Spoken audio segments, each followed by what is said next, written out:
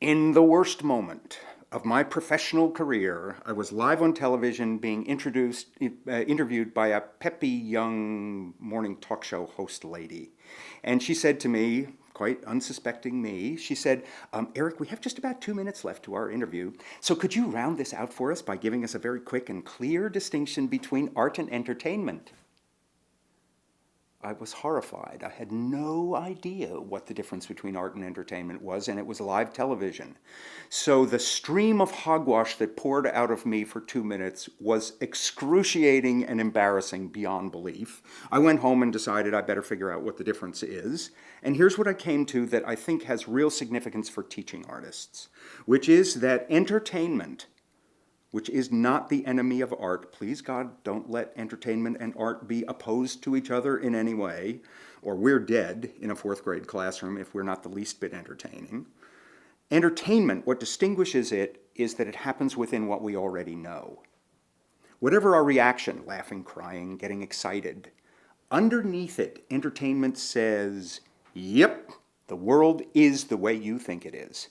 And that feels great. Man, I love having highly skilled people or great technology or cool, interesting things confirming my sense of the way things are. Fantastic, worth big money. What distinguishes art is that it happens outside of what we already know.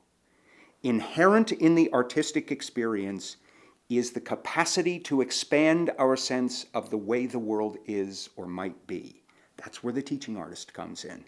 We are the guides to help people perform this act of courage, this essential birthright that we have to expand our sense of the possible. And poignantly, it is harder and harder for Americans to do that on their own. We live in a culture that is belligerently opposed to this act. We believe you should be entertained, entertained, entertained all the time. This stuff should come and be exciting and interesting for you, as opposed to the exercise of expanding your own imaginative grasp on something to create a larger frame. Now, the reason I think this is so powerful and why I seem to be dedicating my life to this work is that this is the act of consequence for human beings. To be able to be entertained, that's great. But to be able to imagine more fully, that's the act that transforms the quality of our lives.